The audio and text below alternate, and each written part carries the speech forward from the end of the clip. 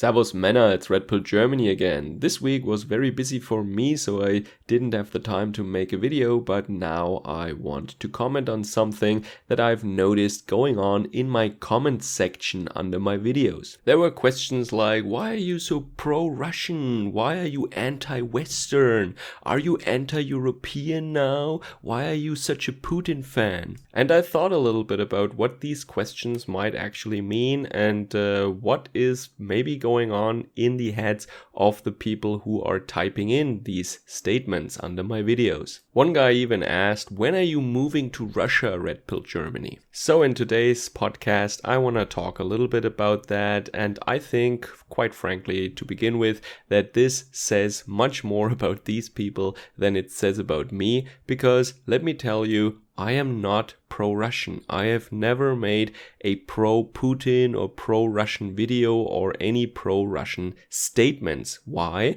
Because I'm not a Russian. I'm a German and I have never been to Russia and I don't speak a word of Russian. Maybe "niet" and "da" is probably the only thing I know. So let's first address this notion that I was a Putin fan or pro-Russian and where this might come from, because that is a little easier than the anti-Western, anti-European allegation here. And also, don't get me wrong, it's not like I want to answer these questions or get back at these people. This is why I also don't show any of their names or no screenshots and something like that. I really don't care. But I just think that maybe some of you guys out there, maybe if you also, like me, just try to evaluate the current situation in a neutral way as an outside observer, you are also accused of being pro-Russian, and maybe that is why today's video and my reflections on the subject also somewhat apply to you, who knows. So about the impression that some people get that I was pro-Russian,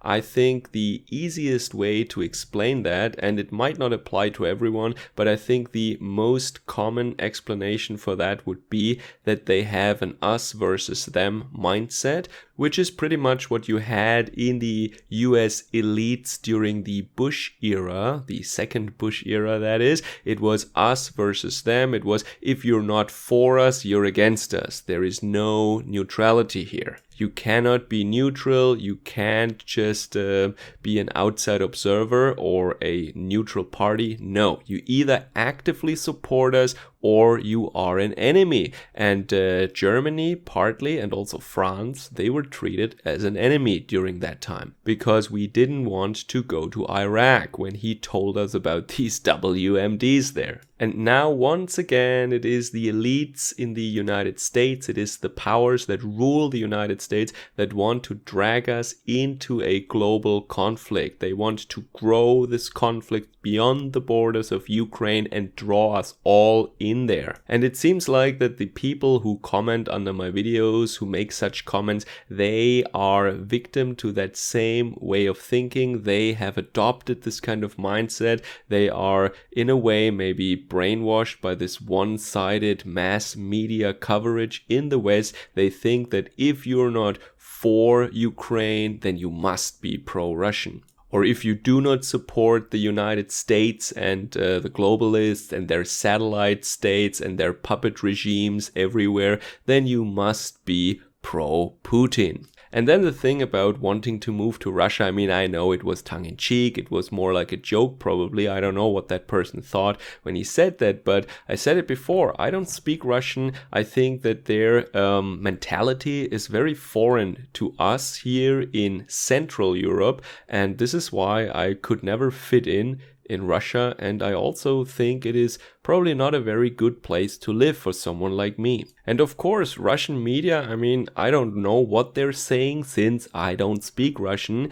and I don't consume Russian media therefore, but I would be surprised if they were objectively reporting on these things. I mean, they are at war, so that means their media is also full of propaganda, just like our media here. Why would anybody think differently? And of course, Russia is not an ideal free society. I have no idea who ever claimed that. I absolutely didn't. I know that there are some TV stars or something, like some French actors, who moved from France to Russia in order to avoid taxation. I don't know what they're doing right now, but yeah, maybe they get also special treatment because they're rich and they were bringing in a bunch of money. But I don't think that they are an open, free society where you're left alone, really. And I also don't think that all the reports are Western propaganda about young people in Russia being oppressed in certain ways and they want to leave the country because they're not free to express themselves, or they have to live in fear because they're opposition members. But here is the point. This is not my society. This is not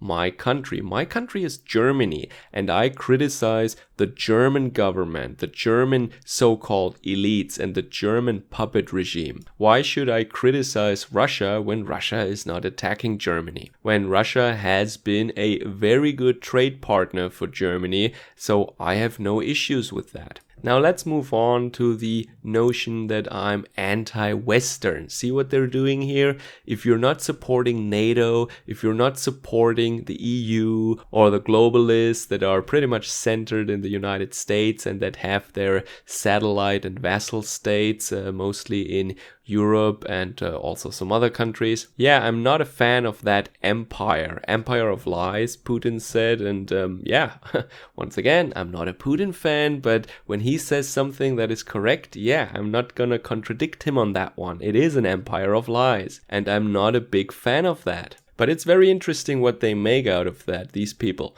They're saying if you don't support the current power structure, then you're anti-European, you're anti-Western. Very interesting. What is particularly interesting is that our leadership here in Western countries, is anti-Western. Or do you think Justin Trudeau is pro-Canadian? Do you think that Olaf Scholz is pro-German? No, they're not. Do you think that Emmanuel Macron is pro-French? No, of course he's not. They are all a bunch of bought and paid for globalists. They are satraps and managers that were put in place by very influential and very powerful people in order to milk us dry and in order to manipulate us and in order to create crisis after crisis and conflict after conflict that they can use then in order to shape the world, shape the planet according to their designs. And this is what you see right now. And if you're criticizing that, oh, then you're anti-European, whatever that is. I am pro-European people. What are you? So yeah, to sum up, I am pro-German and I am not pro-Russian. I'm also not pro-Ukrainian. Once again, I'm pro-German because I'm a German. And I think I might have to talk about that in another video, but I brought up the example, the parallel of the conflict in former Yugoslavia, more specifically, the conflict between the Serbs and the Albanians in Kosovo. I brought up this conflict on purpose because it is well documented and we know a lot of things about that. And it is very clear that none of the involved parties were without sin. They were all victims and they were all perpetrators at the same time. Not every individual, of course, but I mean the groups, the ethnic groups that were involved there. And I got some really good comments under that video. I got some really crappy ones also. And I also know that when it comes to these conflicts, then emotions are really boiling, very hot. So some people accused me of being pro-Serbian, whatever that means now. See how this goes? If you are pointing out facts about NATO interfering there without technically being in the right here, without having a UN mandate against international law, and there was no defense case according to NATO rules, so they just interfered because they wanted to, and they had no reason to interfere. But if you point that out, oh, then you're pro-Serbian and you're promoting everything the Serbians did, right? This very notion is ridiculous, but the parallels are really huge, and I think I might have to talk about that again because some people still haven't understood it. So what I would really like to see is that European countries get their act together and that they stand up for their own interests, not for the interests of some globalist elites that reside in the USA, but European interests of the people people, of the original indigenous inhabitants of the European continent, that they defend their common borders and that they collaborate on vital issues. That's what I would like to see. But neither NATO nor the EU can achieve that, and they also don't want to achieve that. They are also under the control of these same globalist elites. And their interests have never been, nor will they ever be, our interests. There is currently no force on this planet, no organization that looks out for the interests of European people. But there are many, many, many organizations and a lot of money and influential people who actively want to harm European people. And this war that you see right now in Eastern Europe, that's just another chapter of that same book. How can we turn Europeans against each other and profit from that fighting then? The globalist media is adding fuel to the fire and presenting us lie after lie after lie, trying to drag us into this conflict, trying to escalate it even further. Is this conflict bad? Of course it is bad. Is it bad that Putin started this war? Of course it is bad. But acknowledging that there was a war before that has been going on for 8 years and nobody in the West cared, and that Russia, of course, has its reasons, and there was a history behind the events that now unfolded in 2022. Pointing these facts out, if that makes you pro-Russian and anti-European, then yeah, right, then I'm pro-Russian and anti-European, alright. You cannot be neutral apparently, either you're with us or you're against us. Great. It is also funny that young people don't even see the irony because they're not old enough, because they didn't experience the Bush era actively. So to them, all these neocon strategies are actually new. They don't remember those lines because they never actively heard them in the first place. For them, it's the first time. I hear those lines for the second time, however. Enjoy the rest of your weekend. Servus, Kameraden.